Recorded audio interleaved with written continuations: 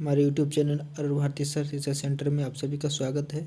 मैं आपके लिए बहुत ही महत्वपूर्ण टॉपिक लेकर के आया हूँ, जो आपका है भारतीय अर्थव्यवस्था। आपके ये UP PET, SSC, GD, UPP head constable, UPPSS इत्यादि में भारतीय अर्थव्यवस्था के बारे में पूछा जाता है। वो बहुत ही महत्वपूर्ण टॉपिक है। टॉपिक शुरू करने से पहले अगर आप हमारे यूट्यूब चैनल पर नए आए हैं तो पहले यूट्यूब चैनल को सब्सक्राइब कर लें और बेल आइकन को क्लिक कर लें, जिससे आपका आने वाले वीडियो के नोटिफिकेशन पहुंचते रहेंगे। तो शुरू करते हैं भारतीय अर्थव्यवस्था। आपके यूपी पेट में भारतीय अर्थव्यवस्था 1947 से 1991 तक पूछी गई है। तो ये एसएससी जीडी में भी पूछा जाता है।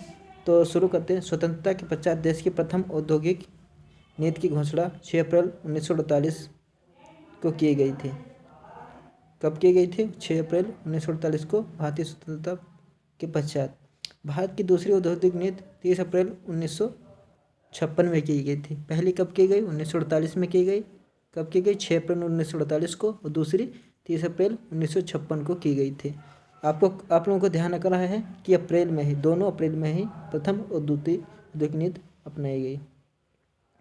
आगे देखते हैं। भारत का सबसे बड़ा वस्त्र उद्योग केंद्र मुंबई में है। आपसे पेपर में पूछा जाता है कि भारत का सबसे बड़ा वस्त्र उद्योग कहाँ है, तो कहाँ है? मुंबई में है। रासायनिक उर्वरकों की दृष्टि से भारत आत्मनिर्भर नहीं है। रासायनिक उर्वरकों की दृष्टि से केमिकल फर्टिलाइजर्स की दृष्टि से भारत आत्मनिर्भर नहीं है। आगे देखते हैं। कुछ वस्तुएं हैं और स्थल भी हैं, इनके बारे में चर्चा करते हैं। जैसे पर्ल फिशिंग, ये तूतीकोरिन स्थल है इसका। दूसरा ऑटोमोबाइल्स, इसका स्थल है पुणे। तीसरा है पोत निर्माण, इसका स्थल है मार्मो गोवा। चौथा है आपका इंजीनियरिंग सामान, ये आपका पिंजौर। एक बार फिर रिपीट करते हैं, ध्यान से सुनिएगा। पर्ल फिशिंग कहाँ है? तूतीकोरिन में। ऑटोमोबाइल्स कहाँ है? पुणे में। और पोत निर्माण कहाँ है? मार्मो गोवा में। और इंजीनियरिंग सामान कहाँ है? पिंजौर में। आगे देखते हैं। बहुत ही इंपॉर्टेंट क्लास है आपके लिए। आपके ऊपर पैट, एसएससी जीडी, यूपीपी में काफ़ी क्वेश्चन यहीं से आते हैं, काफ़ी देखने को मिलेंगे।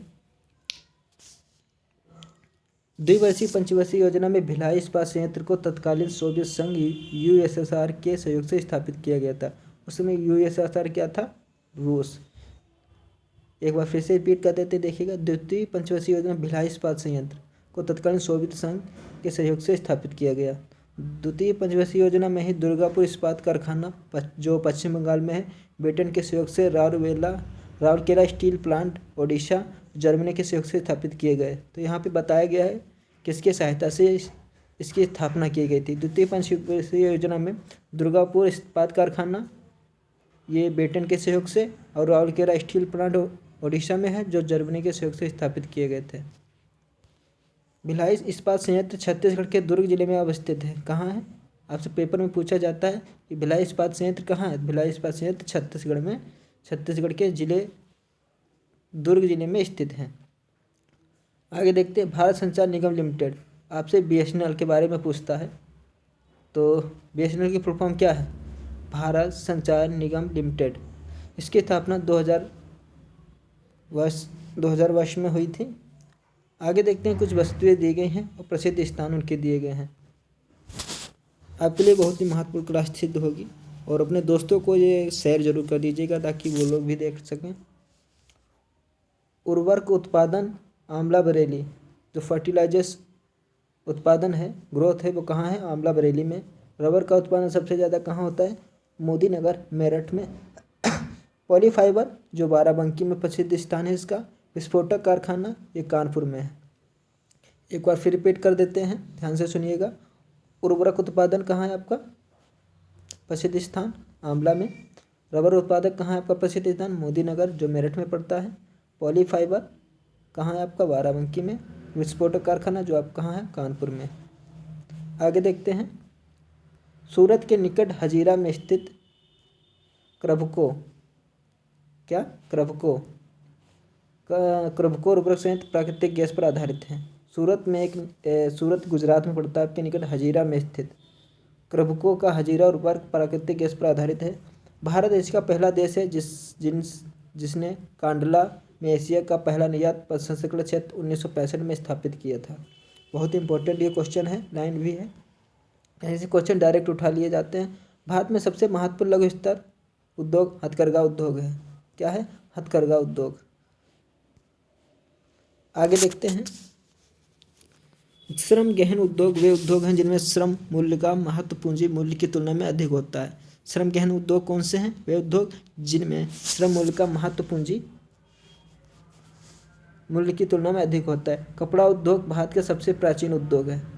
आपसे पेपर में पूछा जाता है कि भारत का सबसे प्राचीन उद्योग कौन सा है, तो कपड़ा उद्योग होने के साथ ही सबसे बड़ा संगठित एवं व्यापक उद्योग भी है। आगे देखते हैं। बहुत ही इंपॉर्टेंट क्लास है, आगे देखते हैं।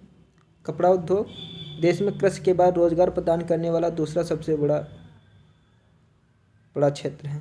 किसमें है? पहले कपड़ा उद्योग देश में कृषि के बाद, मतलब पहले नंबर पर कृषि है, उसके बाद रोजगार प्रदान करने वाला कपड़ा उद्योग। जूट के सामान का केंद्र पश्चिम बंगाल, जो टीटागढ़ तथा रेशम वस्त्र उत्पादन केंद्र कर्नाटक राज्य बेंगलुरु में है। कहाँ कहाँ? टीटागढ़ में और बेंगलुरु में। ऊनी वस्त्र मिल ऊन उद्योग लगभग 40% पंजाब में है। ऊनी वस्त्र का लगभग 40% पंजाब में है, और पंजाब में अधिकांश ऊनी वस्त्र मिलें अमृतसर, गुरुद्वारा और लुधियाना में है। कहाँ है? अमृतसर। कहाँ है? अमृतसर, गुरदासपुर और लुधियाना में है ऊनी वस्त्र के लिए। उत्तर प्रदेश में भदोही किस लिए प्रसिद्ध है? उत्तर प्रदेश में भदोही जिला कालीन उत्पादन के लिए प्रमुख केंद्र है। आपसे पेपर में पूछा जाता है कालीन उत्पादन केंद्र कहाँ है, तो उत्तर प्रदेश में भदोही में पड़ता है। भारत में उद्योग जिसका विकास हुआ वह कुटीर उद्योग है।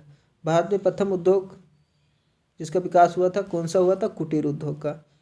अखबारी कागज़ के उत्पादन के लिए Bharat national news print and paper mills limited Nepanagar प्रसिद्ध है, जो मध्य प्रदेश में, कहाँ है आपका? मध्य प्रदेश में है।